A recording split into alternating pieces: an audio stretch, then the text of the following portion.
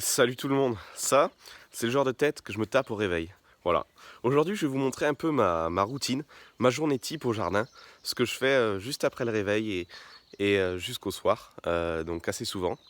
Et je vais aussi vous parler comment repiquer les salades. Et tout ça c'est après le jingle.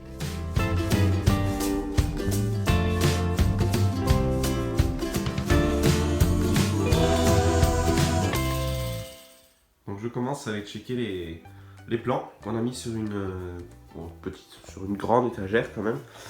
Et du coup tous les matins je regarde, je check un peu. Là j'ai la courge ronde, je regarde que tout aille bien.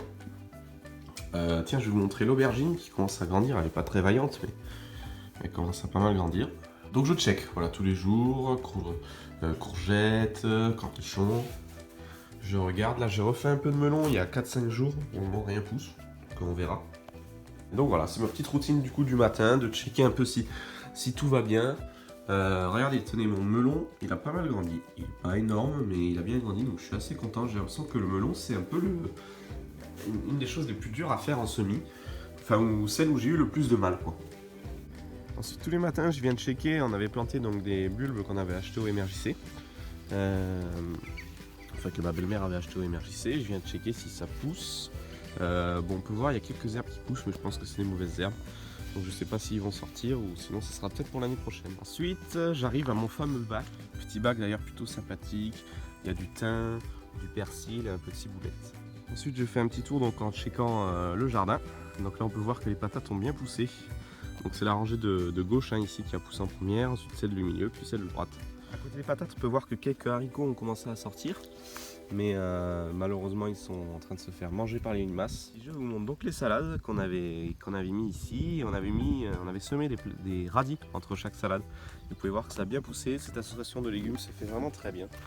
Je conseille à tout le monde, radis, salade, voilà. Les patates qui commencent à être belles.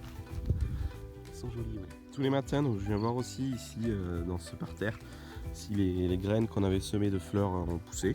Pour le moment non. Mais ça viendra. Là j'arrive donc à mon espace préféré, ma petite butte en lasagne que j'avais faite. Je sais pas si vous vous en rappelez. Donc je viens voir mes légumes qui ont bien grossi, qui sont aussi bien fait manger par les limaces. Comme vous pouvez le voir ici, encore là.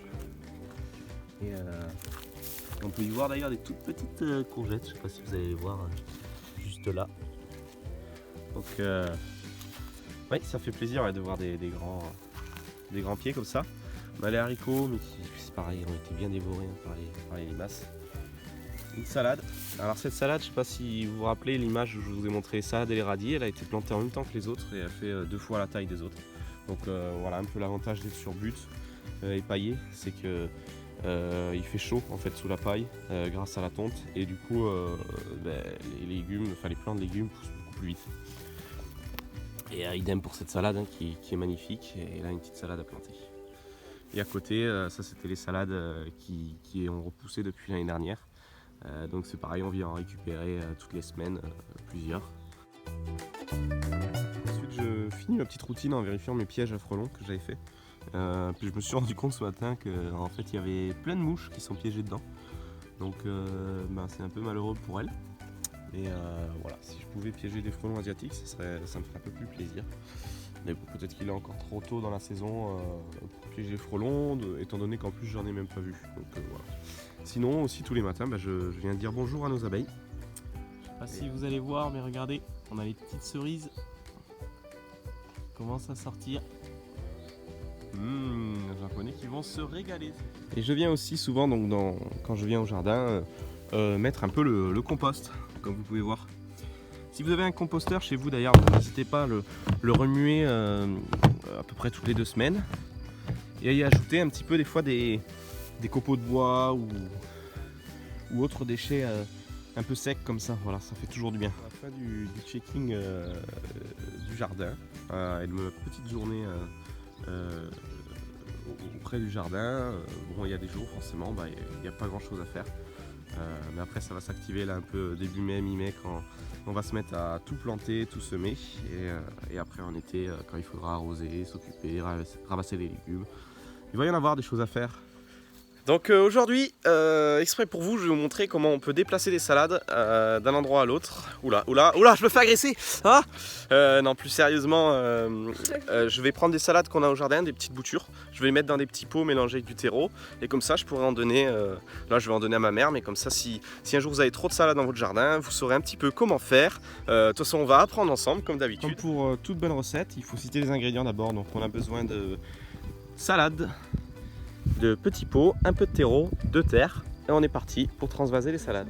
Jardiner pieds nus, quel bonheur! Bon, alors je vais commencer par prendre un peu de terre que je vais dispatcher un peu dans tous les pots.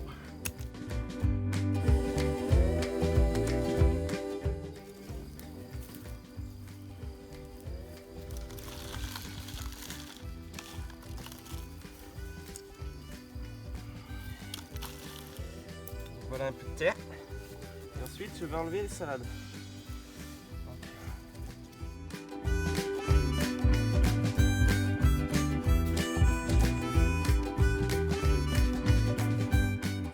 Là, on en a une par exemple.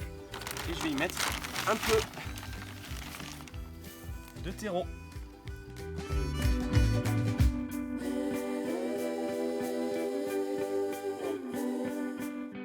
Essayer de prendre les plus petites quand même. Quand même assez délicat parce que c'est très fragile. D'ailleurs celle-ci c'est une mauvaise idée, elle est beaucoup trop grosse. Vous voyez c'est une erreur, je vais la remettre en terre. Elle est beaucoup trop grosse, il vaut mieux privilégier les toutes petites quoi, comme celle-ci.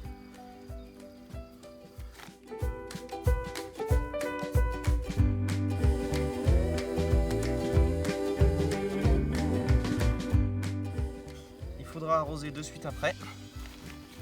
C'est assez important ça. Arroser.